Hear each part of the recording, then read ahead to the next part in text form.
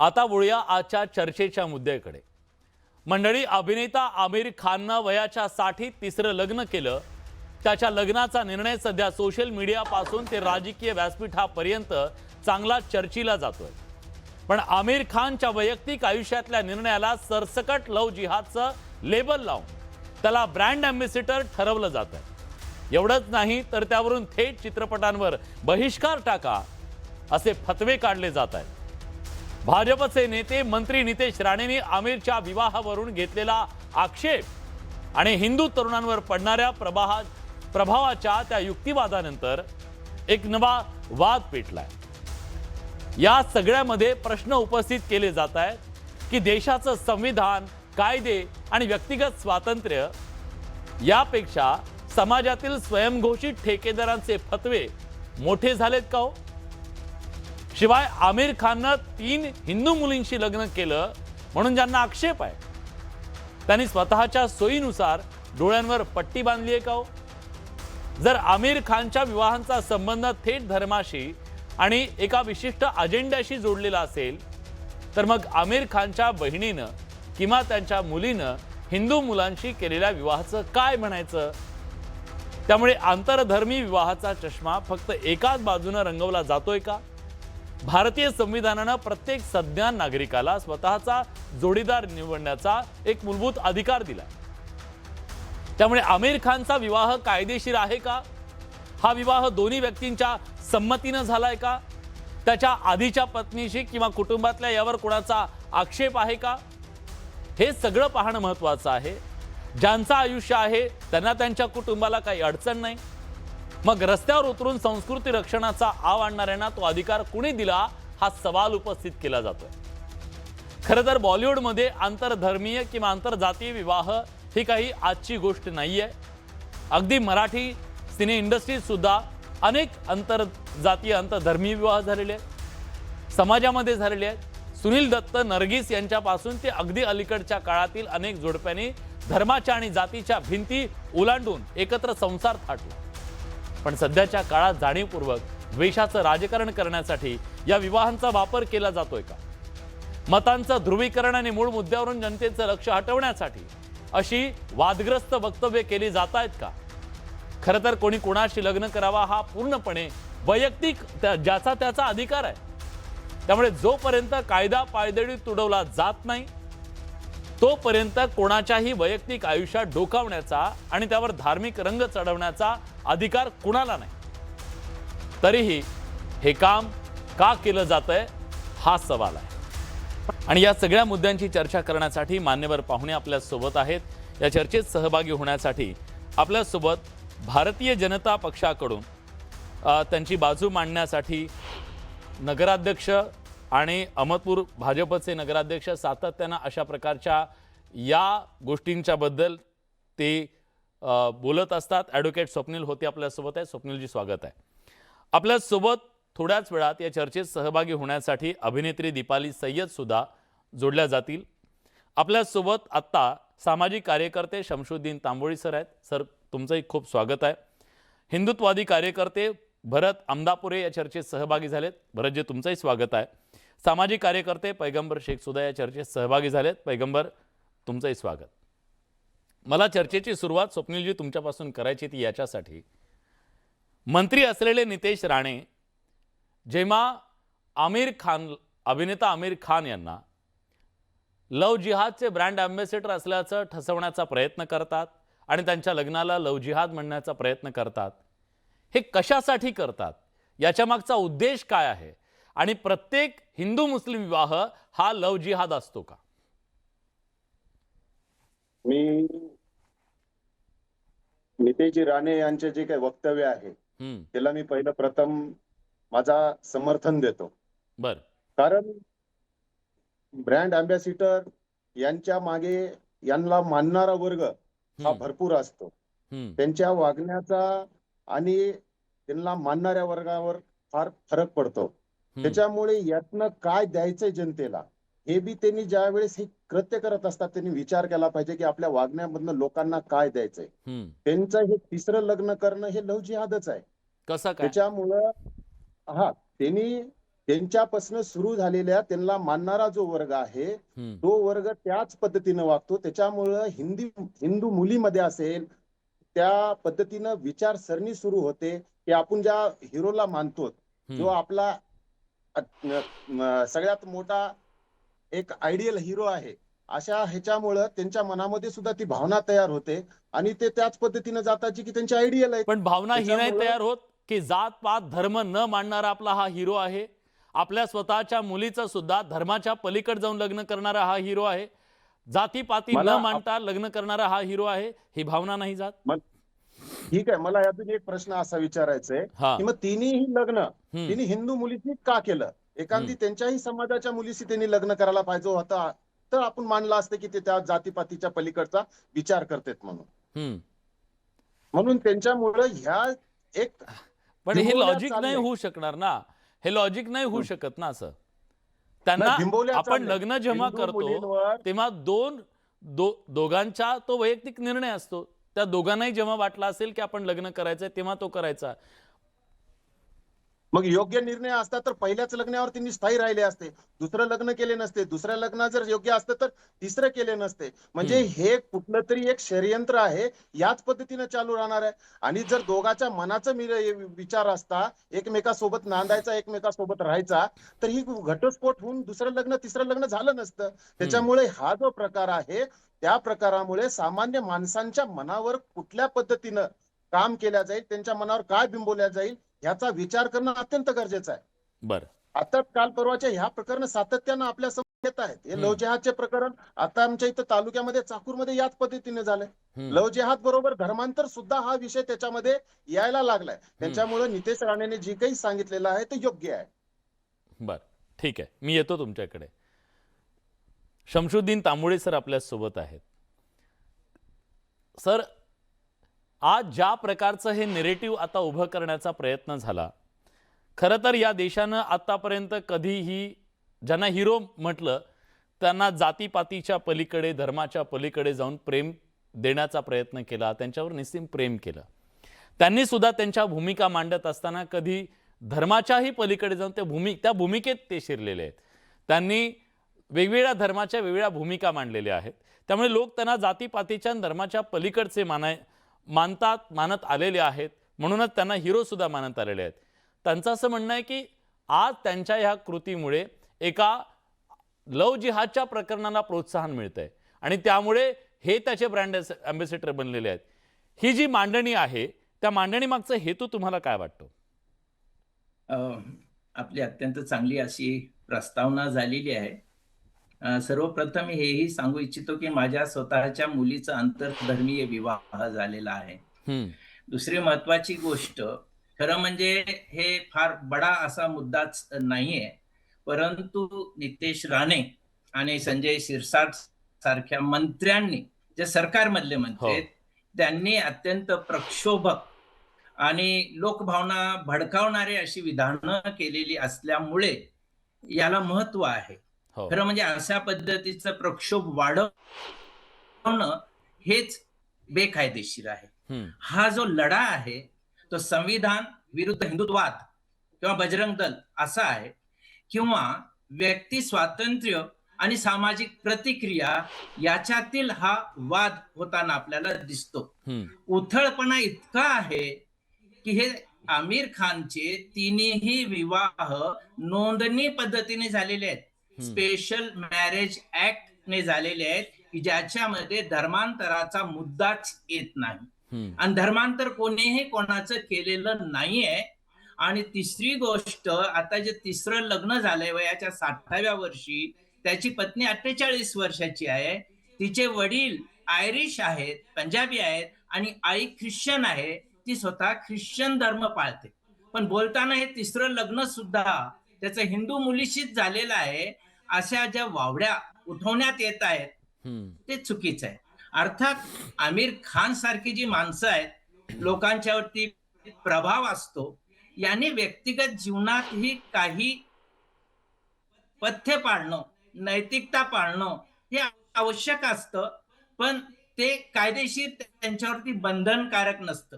जसं त्यांनी आपल्या मुलांची जी नावं ठेवलेली आहेत, तैमूर ठेवलंय, अफरोज ठेवलंय, सलमान ठेवलंय, त्यांनी आपल्या मुलांची नावं सुद्धा जरा सर्वसमावेशक पद्धतीने ठेवली असती तर अधिक चांगलं झालं असतं.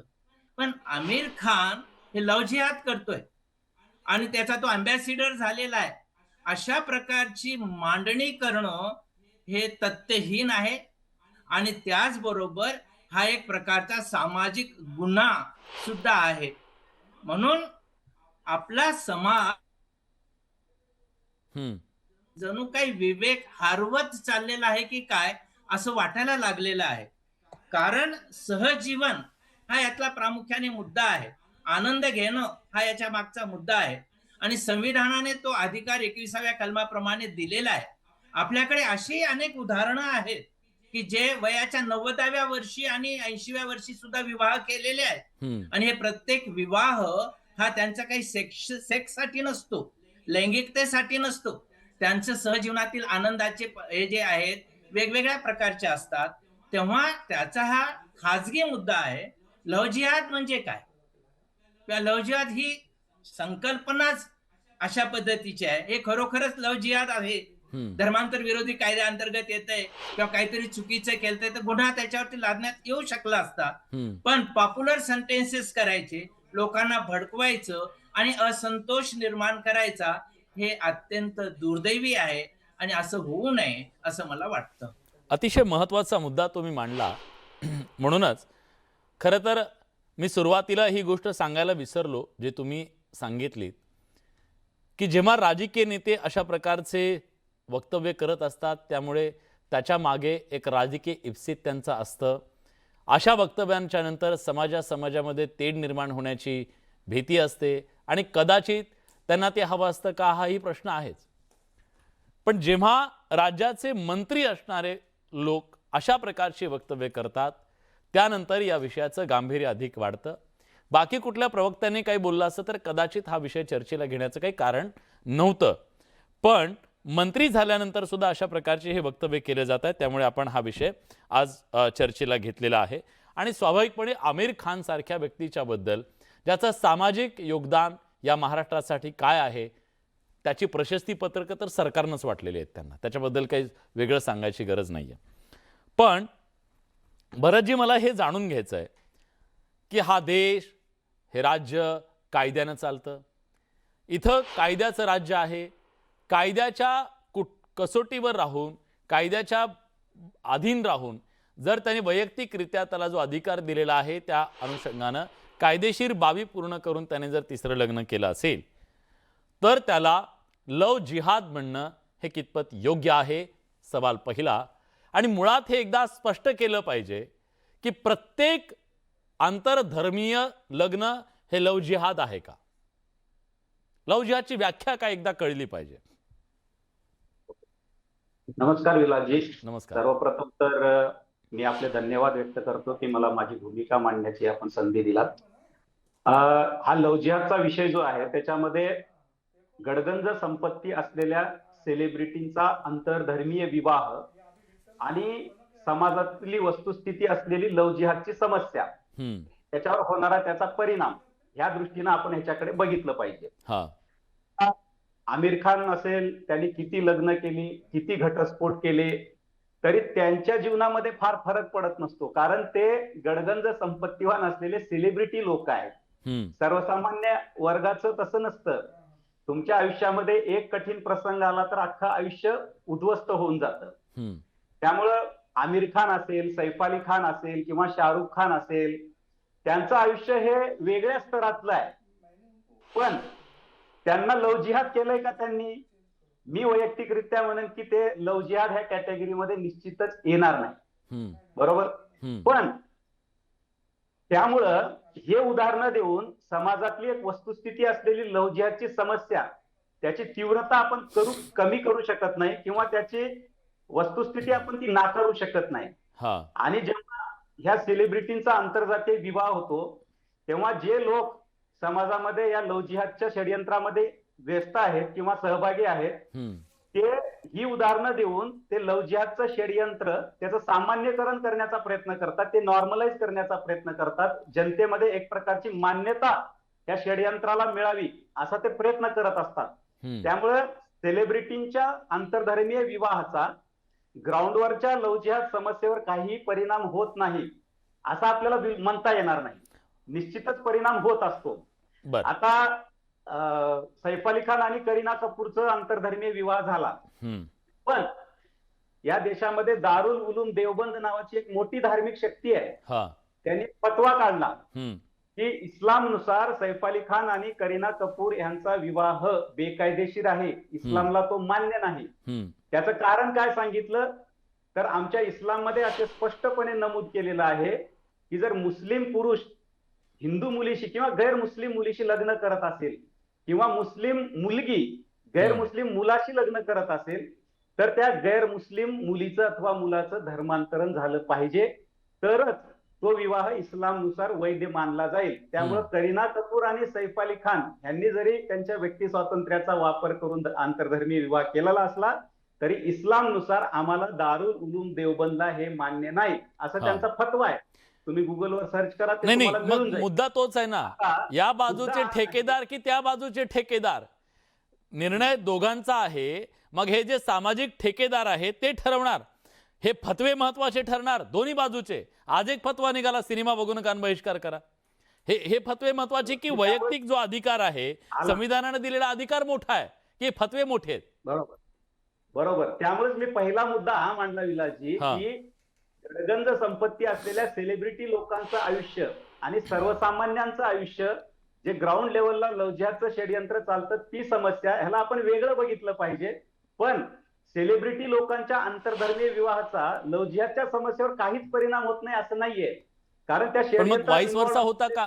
वाईस वर्षा पण व्हायला, जर समजा बरं जे तुम्ही म्हणताय तसं, मग आमिर खाननं त्याच्या मुलीचं लग्न हे हिंदू तरुणाशी करून दिलं किंवा त्याच्या बहिणींचं लग्न त्यानं हे केलं, त्याचाही परिणाम वाईस वर्षात त्या बाजूने असं म्हटलं जाऊ शकतं. खरं तर आपण जात धर्म याच्या पलीकडे जाऊन विचार केला पाहिजे, आपण त्या भिंती तोडल्या पाहिजेत अशी भावना असेल तर त्यात वावगं काय? वावगं अशासाठी आहे की लव्ह जिहाद ही समस्या वस्तुस्थिती आहे, हे पहिला मुद्दा आपण पहिल्यांदा नीट समजून घेतला पाहिजे. जे करत असतील तसं त्यांना नीट केलं पाहिजे की समाजामध्ये जे आपले हिरो जे त्याच्या पलीकडे जात आहेत. पण तुम्हाला असं नाही का वाटत की लव्ह जिहाद सारखी एक बदनाम झालेली अशा प्रकारची कृती आहे आणि निश्चितपणे समाजात जे कोणी तसं करत असेल ते गुन्हेगारच आहेत. समजा आपण त्याच्याबद्दल काही दुमत असण्याचं कारण नाही, पण त्या गुन्हेगारांच्या सोबत आमिर खानला उभं करणं आणि त्यानं ते केल्यानंतर तो ब्रँड अँबॅसेडर बनतो म्हणणं, हे आक्षेप त्याला आहे. बरोबर. सेलिब्रिटी लोक हे लव्ह जिहाद करतात असं आमचं बिलकुल म्हणणं नाहीये, पण त्या आंतरधर्मीय विवाहाचा लव्ह जिहाद ही जी वस्तुस्थिती आहे त्याच्यावर काहीच परिणाम होत नाही असं आपण म्हणू शकत नाही. परिणाम होतो, त्याचं नॉर्मलायझेशन करण्यामध्ये त्याची उदाहरणं वापरली जातात, ही मूळ समस्या आहे. बर. आणि एक मुद्दा सांगतो, शमसुद्दीन तांबोळींनी महत्वाचा मुद्दा मांडला, प्रभाव कसा पडत असतो. आता सैफ अली खानने आपल्या मुलाचं नाव तैमूर ठेवलं, बरोबर. तैमूरचा इतिहास आपल्या सर्वांना माहित आहे. तो एक क्रूरकर्मा आक्रमणकारी होता, इथल्या हिंदू लोकांचा मोठ्या प्रमाणात नरसंहार केला. पण ते नाव ठेवतात, त्याचा इम्पॅक्ट काहीच होणार नाही समाजावर असं आपण गृहीत धरू शकतो का? हे प्रत्येकाने आपापल्या विवेक बुद्धीने विचार करायला पाहिजे. सेलिब्रिटी लोक जे काही करतात त्याचा काहीच परिणाम होणार नाही असं म्हणता येत नाही ना.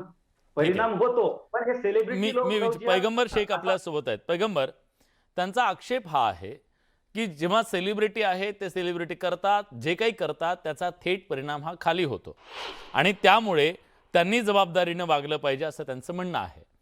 हा आक्षेप, हा जो युक्तिवाद आहे तो तुम्हाला पटतो?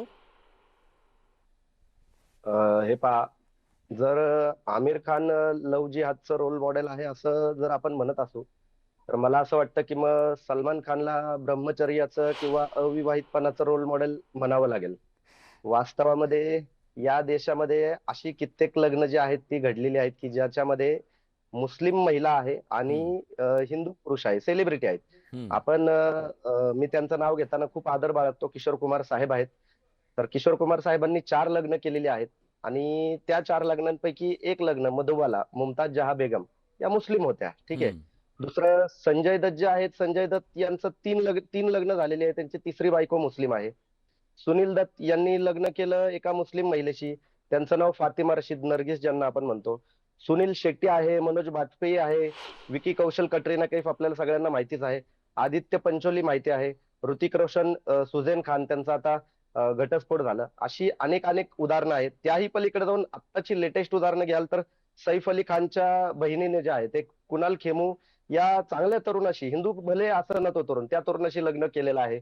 आमिर खानच्या मुलीचं लग्न खुद्द आमिर खानने जे आहे एका मराठी तरुणाशी जे आहे, शिखरे नावाचा जो तरुण आहे त्याच्याशी लावून दिलं. आपण या सगळ्या गोष्टी पाहत आहोत. तर आपण सांगत असतो की तमाशाने जो आहे तो समाज बिघडत नाही आणि कीर्तनाने सुधरत नाही. तशीच ही परिस्थिती वास्तवामध्ये आहे. आणि हे जे म्हणतात की उदाहरणं दिली जाऊ शकतात अशा पद्धतीनं, ते तैमूर वगैरे ते सांगतात. मुळात नावं ठेवणं हा ज्याचा त्याचा वैयक्तिक प्रश्न आहे. आता मी आमिर खानचा खूप मोठा चाहता आहे. त्याचे सगळे सिनेमे मी थिएटरमध्ये जाऊन पाहिलेत. मात्र मी माझ्या मुलीचं नाव आकांक्षा ठेवलंय. आता याच्यावर काय म्हणायचंय कोणाला? आता बरेच जणांचे बरेच गोष्टी असतात. प्रत्येकाचा पाहण्याचा दृष्टिकोन जो आहे तो वेगवेगळा असतो. मंत्र्यांनी मुळातच या सगळ्या गोष्टींकडे लक्ष द्यावं का ज्या खात्याचे ते मंत्री आहेत त्याच्या बाबतीत त्यांनी बोलावं. हा सगळा खूप मोठा प्रश्न आहे. लव जिहाद हे थोतांड आहे. आम्ही वारंवार सांगत असतो. विकृती ठेचली पाहिजे, कायदेशीर मार्गाने ठेचली पाहिजे. कुणी एखादा व्यक्ती, एखादा मुलगा कुठल्याही धर्माचा असू द्या, एखाद्या दुसऱ्या धर्माच्या मुलीशी लग्न करून तिची जर फसवणूक केली असेल तर त्याच्यावर कायदेशीर कारवाई होणं अपेक्षित आहे. मात्र त्याच्या बाबतीमध्ये त्याची उदाहरणं घेऊन एवढा संभ्रम समाजामध्ये पसरवायचा की रोगापेक्षा इलाज भयंकर अशी परिस्थिती समाजामध्ये निर्माण करून टाकायची. आज आपण 2026 मध्ये आहोत, 21व्या शतकात आहोत.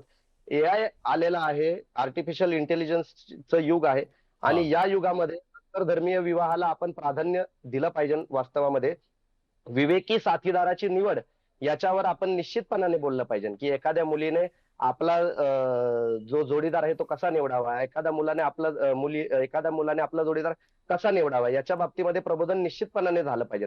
आणि त्याच्यामध्ये त्यांचं जीवन चांगलं जाईल का नाही याच्याविषयी त्यांना खरं तर ट्रेनिंग दिलं पाहिजे किंवा त्यांचं प्रबोधन केलं पाहिजे. ती प्राथमिकता नाही, मात्र धर्म, जात ही जी आहे ही प्राथमिकता या ठिकाणी ठेवली जाते. तर मला असं वाटतं की या सगळ्या गोष्टीतून आपण ज्या महाराष्ट्रामधून शिव, फुले, शाहू, आंबेडकरी विचारधारा आली, ज्या महाराष्ट्रामध्ये महात्मा फुलेंनी आंतरजातीय विवाह लावून दिले आणि त्याच महाराष्ट्रामध्ये आणि एकूणच त्या देशामध्ये जर आंतरधर्मीय विवाह होत असतील, सेलिब्रिटींच्या माध्यमातून होत असतील, माझ्याकडे साधारण 50 अशा लिस्ट आहेत सेलिब्रिटींच्या की ज्याच्यामध्ये हिंदू पुरुष आहे आणि मुस्लिम महिला आहे ज्यांची लग्न झालेली आहेत.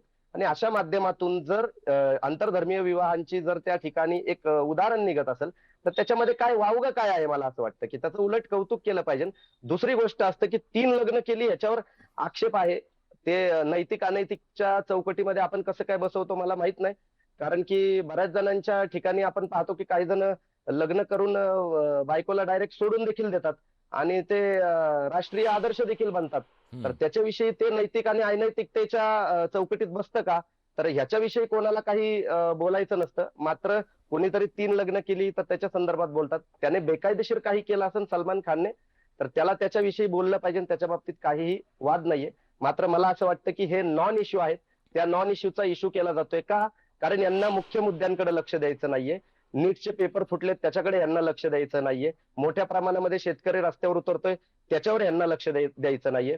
जर नितेश राणे म्हणतात की आमिर खान लव जिहादचं रोल मॉडेल आहे तर माझं असं म्हणणं राहील की नितेश राणे जे आहे ते मांडलिकत्वाचं मोठं रोल मॉडेल आहे. एकेकाळी फडणवीसांवर ते टीका करायचे. आज फडणवीसांचं जे आहे ते मांडलिकत्व त्यांनी स्वीकारलेलं आहे. एकेकाळी त्यांनी भिडेंवर टीका केली. आज भिडेंचं मांडलिकत्व त्यांनी स्वीकारलेलं आहे. तर ते मांडलिकत्वाचं रोल मॉडेल आहे का महाराष्ट्राचं? असं नितेश राणे यांनी एकदा येऊन स्पष्ट करावं, महाराष्ट्राला सांगावं. ठीक आहे, ते ऐकत असतील तर त्यांनी यावं आणि सांगावं. फोन लाईनवरून जोडले जाऊ शकतात ते किंवा प्रत्यक्ष चर्चेत सहभागी होऊ शकतात. नितेश राणेजी, तुम्हाला जर याबद्दल तुमच्याबद्दल आक्षेप नोंदवले गेलेले आहेत, तुम्हाला बोलायचं असेल तर तुम्ही नक्की या चर्चेमध्ये या. अजून वेळ आहे चर्चेला. मग या सगळ्यामध्ये खरं तर आम्ही प्रयत्न करतो अभिनेत्री दीपाली सय्यद यांच्याशी संपर्क करण्याचा. कदाचित आम्ही फोनवरून सुद्धा त्यांच्याशी संपर्क करण्याचा प्रयत्न करतो. माझ्या सगळ्या सहकार्यांना विनंती करतो की फोनवरून त्यांना जॉईन करता आलं तर प्लीज करा. पण स्वप्नीलजी, जर या सगळ्यामध्ये जे कुटुंब असायला हवं. समजा वारंवार आक्षेप तिसरं लग्न केलं म्हणून केला जातो. आधीच्या 2 ज्या त्याच्या पत्नी आहेत त्यांना कुठला आक्षेप नाही, त्यांच्या मुलांना आक्षेप नाही, कुटुंबाला आक्षेप नाही. मग हे समाजातले जे तथाकथित ठेकेदार आहेत त्यांना आक्षेप असण्याचं कारण काय? आणि दुसरं म्हणजे अशा प्रकारचे नॉन इश्यू करून खरं तर त्याच्यावरती चर्चा घडवत राहणं आणि त्या मुद्द्याला हवा देत राहणं हे राजकीय इप्सित साध्य करण्यासाठी, ध्रुवीकरणाच्या राजकारणासाठी केलं जातंय का? आक्षेप मुळात तोच आहे. विलासजी नाही. कारण आता सगळ्यात महत्वाची गोष्ट ही आहे की तिन्ही जी लग्न केलेले आहेत ते हिंदू मुलीशी आहे. त्याच्यामध्ये एखादी जर मुस्लिम असती तर तो विषय होता. आणि त्यांनी त्यांच्या मुलीचा विवाह कुणाशी केला, त्यांच्या बहिणीचा विवाह कुणाशी केला, पण ते तिसरी जी आहे ती तर हिंदू नाहीच आहे ना. सरांनी सांगितलं ना आता त्या ख्रिश्चन आहेत म्हणून. हो, पण त्या सुद्धा त्या पद्धतीनं मनामध्ये रुजवणं की हे एक कुठल्याही जातीला, कुठल्याही धर्मांतर करून किंवा आपल्या जातीशी विवाह करून घेणं, आपल्याशी विवाह करून घेणं हे लव्ह जिहादचाच प्रकार आहे. आणि मला एक आपल्याला या बातमीतर्फे असं सांगायचंय, आतापर्यंतच्या किती प्रकरण आहेत लव्ह जिहादचे, यांनी एवढ्या हिंदू मुलीशी जे लग्न केलेले म्हणून सांगतात, त्या एक प्रकरण सक्सेस असलेलं एक प्रकरण दाखवा. त्याच्यापेक्षा कत्ली झालेले जास्त प्रकरण आहेत, धर्मांतर झालेले जास्त प्रकरण आहेत, सोडून दिलेले जास्त प्रकरण आहेत. म्हणजे त्या पर्सेंटेजचा माप जर केला गेला, मोजमाप जर करण्यात आलं तर सोडून दिलेलं किंवा घटस्फोट झालेले किंवा त्यांचे मारहाण केलेली हे सगळे प्रकार त्या पर्सेंटेजनं जास्त आहेत. आणि मग ह्या सगळ्या गोष्टी रोखण्याच्यासाठी तुम्ही कायदा आणला. सरकार तुमचं आहे, सगळं तुमचं आहे, तुमच्या हातात आहे, यंत्रणा आहे, सगळं आहे. जर असे कोणी लोक असतील जे चुकीच्या पद्धतीने वागत असतील, त्यांना सुतासारखं सरळ करण्याची जबाबदारी तुमच्यावर आहे. मग असं असताना ते जर होत नसेल तर मग तुम्हाला सत्ता कशाला दिली हा सवाल नाहीत विचारणार लोक. या कायद्याचं रक्षण कर, कायद्याची अंमलबजावणीकांना जागृत करणं, लोकांमध्ये चांगला संदेश पोहोचण्याचं काम आम्हालाच करावं लागतं. म्हणून हा इश्यू केलेला आहे. हा पॉलिटिकल इश्यू नाहीये. हा इश्यू लोकांच्या मनामध्ये हे कुठल्या पद्धतीनं हे सगळे लोक हे विचार बिंबवायला लागले ह्या पद्धतीनं आहे. त्याच्यामुळं हा विषय महत्वाचा आहे. हा शमशुद्दीनजी. खरं म्हणजे आता ज्या पद्धतीची स्वप्नेजी मांडणी करतात आणि पर्सेंटेज पद्धतीने बोलतात, असं काही अधिकृत सर्व्हे झालेला आहे का? अधिकृत शास्त्रीय माहिती त्यांच्याकडे आहे का? आणि तशी असेल तर त्यांनी सादर करावी. हा एक मुद्दा. दुसरा मुद्दा, आमिर खानचा आता जो मुद्दा चाललेला आहे, त्यांनी इस्लामिक पद्धतीने लग्नच केलेलं नाहीये, या निकाह केलेला नाहीये. त्यांनी सेक्युलर समजल्या जाणाऱ्या स्पेशल मॅरेज ऍक्ट खाली त्यांनी विवाह केलेला आहे. आणि त्यांचे पूर्वीचे विवाह हे घटस्फोट झाल्यानंतर केलेला आहे आणि तिच्याशी केलेला आहे ज्याच्याबरोबर 25 वर्ष मैत्री आहे. आणि याच्या पूर्वीचा जो किरण रावच्या सोबतचा विवाह आहे, 5 वर्षापूर्वी तिचा घटस्फोट झालेला आहे. तेव्हा त्यांच्या व्यावसायिक मैत्री असणारी त्यांच्या या सगळ्या गोष्टी आहेत. आता आक्षेपाचा प्रश्नच नाही, तर उलट पहिल्या बायका सुद्धा या लग्नामध्ये आनंदाने सहभागी झालेल्या होत्या. आणि या लग्नामुळे कोणीही कोणाला उपद्रव केलेला नाहीये, त्याच्यामध्ये उपद्रव क्षमताच नाहीये. आता दारुल उलूम देवबंद काय बोलतोय त्याचा परिणाम याच्यावरती झालाय का? सैफ अलीवर झाला का? करिश्मावरती झालाय का? किंवा आमच्या सारख्या लोकांच्यावरती होतो का? दारुल उलूमचा ऐकूनच सगळे लोक चाललेले आहेत का? असं अजिबात नाहीये. तेव्हा हिंदू विवाह कायद्यामध्ये सुद्धा धर्मांतर केल्याशिवाय हिंदू विवाह पद्धतीने कायदा करता येत नाही. आणि एखाद्याने हिंदू आणि मुस्लिम असेल आणि हिंदू विवाह पद्धतीने त्यांनी तो कायदा केला, तो सुद्धा बेकायदेशीरच आहे ना. कारण हिंदू विवाह करण्यासाठी दोघेही हिंदू असावे लागतात. मुस्लिम पद्धतीने मुस्लिम निकाह करण्यासाठी दोघेही मुस्लिम असावे लागतात. आणि ख्रिश्चनांच्या मध्ये अशा पद्धती. पण स्पेशल मॅरेज ऍक्ट अशी एक प्रोव्हिजन आहे की ज्याच्यामध्ये धर्मांतराचा प्रश्नच येत नाही. आणि त्या पद्धतीचे विवाह झालेले आहेत. कोणाचा आक्षेप नाहीये, आनंद आहे. आणि त्यांच्या प्रत्येकाचे काही प्रायोरिटीज असतात, क्षेत्र असतात. आम्ही डबक्यामध्ये राहून समुद्राशी एकूण हे करत आहोत. जग पहा, जगात काय चाललंय, आम्ही कुठं जातो, आणि अशा क्षुल्लक गोष्टी घेऊन आम्ही ज्या पद्धतीचे वाद करतोय, सामाजिक भावना भडकवतोय, ध्रुवीकरण करतोय, हे अत्यंत घाणेरडं राजकारण चाललेलं आहे. आणि याची किंमत भारतीय समाजाला मोजावी लागणार आहे. भरतजी, माझा एक प्रश्न आहे. खरं तर आजपर्यंत आपण नेहमी ह्या गोष्टी बोलत आलो की आपण जातीपाती धर्माच्या पलीकडे जाऊन विचार केला पाहिजे आणि ह्या भिंती आपण तोडल्या पाहिजेत. अशा प्रकारचा विचार या देशामध्ये काय आज नाहीये, तो खूप जुना आहे. त्याच्याबद्दलचे अनेक उदाहरणं सुद्धा आहेत.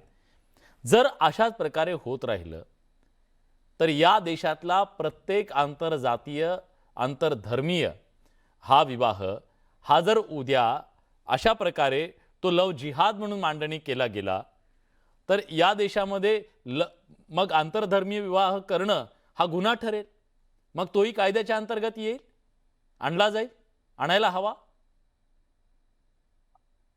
विलाजी, मुद्दा असा आहे की आता लव जिहादची समस्याच नाही असं काही लोक म्हणतात. हा तुमचा भ्रम आहे, हा किंवा हे राजकारणाचा भाग आहे, असं त्याचं आपण ओव्हर सिम्प्लिफिकेशन करू शकत. हे बघा, ते आहे का तर निश्चितपणे आहे. मी सांगतो तुम्हाला, आम्ही पण बातम्या दाखवतो त्याच्याबद्दलच्या. पण हा जो पण आहे तिथं, हा बरं बोला. हा, आता सांगण्यात आलं की किती लोकांवर दारुल उलूम देवबंदचा परिणाम होतो, किंवा तबलीग जमातचा परिणाम होतो, किंवा जमाते इस्लामीचा किती लोकांवर परिणाम होतो, असं एक म्हटलं गेलं. दुसरं म्हणजे काही सुविचार सांगितले गेले की बाबा जसं काही सर्वांनी सत्य बोलावं, गुन्ह्या गोविंदाने राहावं, सामंजस्य, सद्भाव वगैरे वगैरे, हे बोलायला खूप गोड आहे. म्हणून ग्राउंडवरची रियालिटी बदलत नसते, ग्राउंडवरच्या समस्या बदलत नसतात. मोठ्या प्रमाणात लोक जी शिकवण ज्या उलेमांकडनं घेतात, ज्या धर्मगुरूंकडनं घेतात, ज्याला प्रमाण मानतात, ते तर आपल्या समोर आहे. आणि मी तुम्हाला एक आयत वाचून दाखवतो कुराणामधली. कुराण तर सगळ्यांसाठी प्रमाण आहे ना, ते बदलू पण शकत नाही, ते वर्ण अल्लानं दिलेलं आहे. कुराण सुरा अल बकरा, सुरा क्रमांक 2, आयत क्रमांक 221. तोपर्यंत बहुदेवतावादी म्हणजेच मुश्रिक किंवा गैरमुस्लिम स्त्रिया इमान म्हणजे इस्लाम स्वीकारत नाहीत तोपर्यंत त्यांच्याशी विवाह करू नका. इमान असलेली दासी म्हणजेच मुसलमान असलेली गुलाम स्त्री सुद्धा बहुदेवतावादी स्त्रीपेक्षा अधिक चांगली आहे. जरी ती बहुदेवतावादी स्त्री तुम्हाला आकर्षक वाटत असली तरी, पुढे त्याच आयातीमध्ये म्हटलेलं आहे, तसेच जोपर्यंत बहुदेवतावादी पुरुष इमान राखत नाही म्हणजे इस्लाम स्वीकारत नाही तोपर्यंत मुस्लिम स्त्रियांचा त्यांच्याशी विवाह लावू नका. इमान असलेला गुलाम म्हणजे पुरुष देखील बहुदेवतावादी पुरुषापेक्षा अधिक चांगला आहे, जरी तो तुम्हाला आकर्षक वाटत असला तरी. ते बहुदेवतावादी म्हणजे गैरमुस्लिम लोक तुम्हाला अग्नीकडे म्हणजे नरकाकडे बोलावतात आणि अल्लाह तुम्हाला स्वर्गाकडे बोलावतो. आता ज्याच्यावर प्रमाण म्हणून कोट्यवधी लोक चाललेला आहे, जी शिकवण प्रत्येक मदरशात दिली जाते, प्रत्येक मुल्ला मौलवी देतो, आणि ते कधीच बदलू शकत नाही कारण तो अल्लाहचा वर्ड आहे. त्यामुळे ही शिकवण जर मानून जर षडयंत्र होत नाही असं कसं म्हणता येईल आपल्याला? ठीक आहे, मी विचारतो पैगंबरजी, तुम्ही पण सांगा आणि तांबोळी सरांना पण मी हे विचारतो. प्रेम ही भावना खूप पवित्र आहे, निर्मळ आहे, जेथं कुठल्याही प्रकारचा काय म्हणूया पाप असू शकत नाही. अशा प्रकारची भावना, निर्मळ भावनेला आपण प्रेम असं म्हणतो. पण काहीतरी धार्मिक हेतू ठेवून अशा पद्धतीनं म्हणजे धार्मिक विवाह करणं किंवा आंतरधर्मी विवाह करणं, याला ते म्हणतात की हा लव जिहादचा प्रकार आहे. पण त्याला धार्मिक अधिष्ठान आहे अशा प्रकारची सुद्धा त्यांनी मांडणी केली. खरंच अशा प्रकारचं धार्मिक अधिष्ठान आहे त्याला? एक लक्षात घ्या, आपण प्राचीन काळामध्ये जे मानवी नियम बनवले गेले त्याच्या संदर्भामध्ये आत्ताच्या 21व्या शतकामध्ये राहून त्या काळामध्ये जे नियम बनवले त्याचा आत्ताच्या काळाप्रमाणे परिमाण लावणं हे सगळ्यात चुकीचं राहील मला असं वाटतं. आपण आत्ताच्या काळाप्रमाणे जे आहे ते परिमाण लावली पाहिजेत. महत्वाची गोष्ट काय आहे की ज्या पद्धतीनं तुम्ही मुस्लिम पर्सनल लॉ ह्याच्या पद्धतीने जर तुम्ही लग्न करायला गेला तर समोरच्या व्यक्तीला धर्मांतर करावं लागतं, याच्यामध्ये काही गैर नाही किंवा काहीही त्याच्यामध्ये ते चुकीचं बोललेले नाहीये. मात्र त्याच पद्धतीने तुम्ही हिंदू पद्धतीने जर करायला गेला तर तेच करावं लागतं, ख्रिश्चन पद्धतीने करायला गेला तर तेच करावं लागतं. या सगळ्या ज्या विचारसरणी आहेत लग्नाच्या विवाह कायदे आहेत, या विवाह कायद्यांना बाजूला ठेवून एक आपल्याकडे स्पेशल मॅरेज ऍक्ट आलेला आहे, जो सर्वांसाठी खुला आहे, की ज्यांना धर्मांतर करायचं नाहीये मात्र त्यांना लग्न करायचं आहे, अशा लोकांसाठी जे आहे तो स्पेशल मॅरेज ऍक्ट आहे. मला असं वाटतं की त्याच्यावर बोललं पाहिजे आणि त्याचा आधार घेऊन खूप सारे लोक जे आहेत ते लग्न करतात. या ठिकाणी त्यांचा कुराणवर खूप चांगला अभ्यास आहे, त्यांनी त्या सगळ्या गोष्टी सांगितल्या, त्यांनी आयत वगैरे जे आहेत ते वाचून दाखवलं. मात्र मी त्यांना सांगतो की जगभरामध्ये साधारण 58-59 इस्लामिक देश आहेत. या इस्लामिक देशांमध्ये जे शरीयत कायदे आहेत ते प्रत्येक देशाचे शरीयत कायदे हे वेगवेगळे आहेत. भारतामध्ये शरीयत कायदा हा फक्त 5% उपलब्ध आहे, तोही विवाह, घटस्फोट आणि वारसा याच्यासाठी जो आहे तो वापरला जातोय. आणि त्याच्यामध्ये देखील काळानुसार सुसंगत जे आहे ते बदल होत जातो आहे. आपण ट्रिपल तलाकच्या विरोधामध्ये जो आहे तो आपण कायदा आणला आत्ताच्या घडीला, स्पेशल मॅरेज ऍक्ट, आणि तुम्ही ह्या दोन गोष्टींची जी आहे ती चर्चा मुळातच त्याची तुलना करू शकत नाही. या गोष्टी सगळ्यात पहिल्यांदा लक्षात घ्या. दुसरी गोष्ट, लव जिहाद हे थोतांड आहे, याच्यामध्ये कुठल्याही पद्धतीनं गैरसमज बाळगण्याची गरज नाहीये. मात्र विकृती आहे आपण त्याला म्हणतो. तुम्ही जिहाद हा शब्द का वापरता? जिहाद हा शब्द आमच्यासारख्या सुधारणावादी लोकांसाठी देखील खूप महत्वाचा आहे. जिहाद या शब्दाचा अर्थ आहे प्रयत्नांची पराकाष्ठा करणे एखाद्या गोष्टीसाठी, आणि त्या शब्दाला एखाद्या विकृतीशी आपण कसं काय जोडू शकतो, या विषयावर आक्षेप आहे. निश्चितपणे मला तुमचा एक मुद्दा निश्चितपणे मान्य आहे की समाजातल्या आपल्या जी विकृती आहे, जी प्रेम नावाच्या अतिशय पवित्र अशा शब्दाचा आधार घेऊन जर एखादी धार्मिक विकृती करण्याचा कोणी प्रयत्न करत असेल तर निश्चितपणे त्याला कायद्यानं त्याचा बंदोबस्त केला पाहिजे, त्याच्याबद्दल काही दुमत नाहीये. पण अशा प्रकारे सरसकट त्याच्याबद्दल ती बोलत राहणं, सरसकट दोन जातींमध्ये, दोन धर्मांमध्ये भेदाच्या भिंती उभ्या करण्यासाठी जबाबदार व्यक्तींनी तशा प्रकारचे वक्तव्य करत राहणं हेही तितकंच चुकीचं आहे. त्यामुळे आपण जेव्हा बोलतो, मांडणी करतो, कुणाबद्दल करतो, ते सगळं करत असताना त्या सगळ्याचं सामाजिक भान बाळगणं सुद्धा तितकंच गरजेचं आहे. अशी आशा करूया की पुढच्या काळामध्ये हे भान बाळगलं जाईल. ह्या समाजातल्या ज्या भेदाच्या भिंती आहेत त्या मजबूत न होता त्या तुटणंही अतिशय गरजेचं आहे. या चर्चेत आपण आलात, आपली भूमिका मांडली, त्याबद्दल मी आपल्या सगळ्यांचे मनापासून आभार व्यक्त करतो. पण बघा प्रेक्षकांचं काय म्हणणं आहे. जेव्हा आपण हा प्रश्न आज विचारला होता की लव जिहादचा ब्रँड अँबॅसेडर आमिर खानला म्हणणं योग्य आहे का, तर 70% लोक होय म्हणतायत, 30% लोक नाही असं म्हणतायत. बडे मुद्द्याच्या चर्चेत आपण इथेच थांबतोय. धन्यवाद.